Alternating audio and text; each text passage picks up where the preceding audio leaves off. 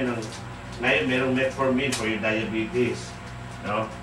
500 milligrams na yata ang kailangan mo. Available ko is, meron akong 500 milligrams na 5 piraso. Merong 850. So, ang gagawin mo, hatiin mo, ikaw na mag-compute. Ito malalaki, 850. Yung gagawin mo, parang ibang, hatiin. Ito 500 ito. Basta, in other words, meron kang metformin. Ito yata 3 times a day, no? Ang inom ng metformin. Once a day nga lang eh. Kasi hindi masyado mataas yung blood sugar mo. So, ganun lang. Magagawin mo sa 500, yung isa. Ito sa 800, bawasan mo lang ng konti. Oo.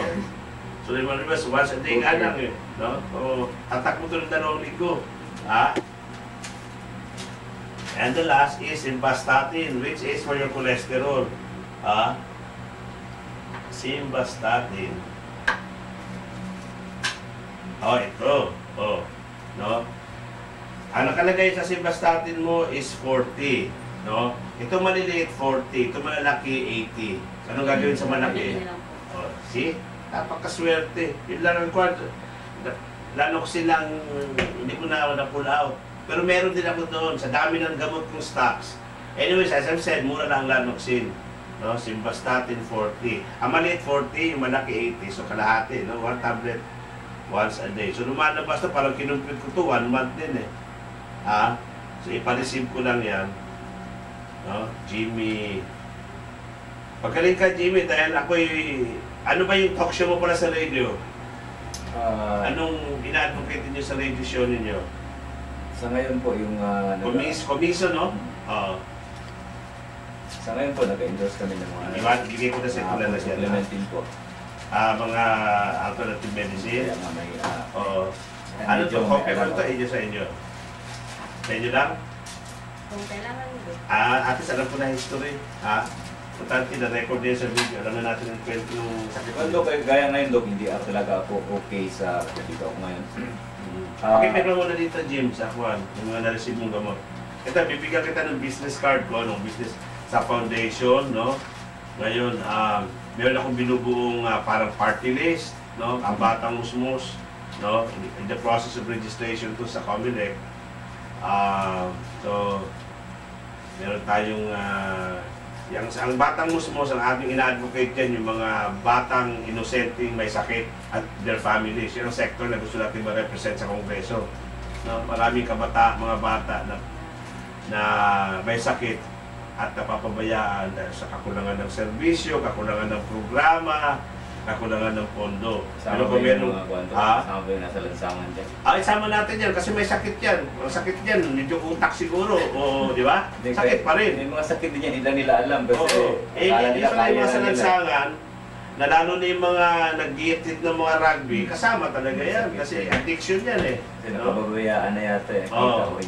So yan kasama actually sa programa ng Ang Batang Musmos. Lalo na kung bibigyan tayo ng chance sa Kongreso, ang ating pork barrel hindi mapupunta sa mga kalsada at gymnasium. Mapupunta ngayon sa gagawa tayo ng rehabilitation center doon sa mga addict, no? Gagawa tayo ng yung budget mapupunta sa research, no? Mapupunta sa mga tawag dito, gamot. No? Masyado na maraming infrastructure eh. Andiyan sa infrastructure, diyan ang kurakot eh. Di ba? So ang ating serbisyo at programa, ang ating gusto isulong. Lalo-lalo na dyan sa kabataan, dahil we believe that the youth or the children is the hope, they are the hope of the nation, sila pag-asa, future. So, papalapit na ang 2010, yan ang effort, no? Although sa Davao City naman, alam naman nila na noong 2007, medyo tumakbo din ako dito na congressman, no? Noong 2007, of course, we expect it. Mabigat yung ating kalaban, nakapwesto, incumbent, well-funded, no? Malakas sa administrasyon, wala tayong panalo. Pero we don't stop, no? Because we are pushing for an advocacy in good governance, no? Number one, we are pushing for education and healthcare. No? That's why ito nga ginagawa natin, no? Yung mga walang pambili ng gamot at kung kakaya ng kung makakayanan natin matulungan, we will help, no? At this has been a project since 2005 ng Beautiful Heart Foundation. Dito sa lugar na to, nagkaroon na ng 3 beses na free clinic. Doon sa Smoky Mountain, nagkaroon din ng 2 beses. Sa mga Piapi at Boulevard. So doon sa tabi ng sa Patina Aplaya, nagkaroon din dyan. So maliit lang yung aming organization, yung aming foundation. Pero we are not even funded by the government. We are not even funded by big organizations. Nangihingi lang ako ng tulong sa mga nurses, mga pharmacists, mga drug agents, no? That's why may nabibigay. So kahit pa paano pa yung natulungan namin, they're very grateful. Dahil mas totoo pa yung amin, mas kompleto pa. Ikaw siguro na-experience mo sa government hospital. Meron bang libre na gamot? Na kinukompleto? Mahirap mangyari, di ba? Meron siguro, Dok, pero pag malakas ka. Palakasan din, ano? So, we don't really expect you guys to pay us back, no? Yun lang, you help us through your prayers, no? And siguro, if you see that our advocacy on the children, our advocacy on education and healthcare, merong kabuluhan, then by word of mouth, just pass it on to your friends, no? Or to your associates in your profession, in your relatives, no?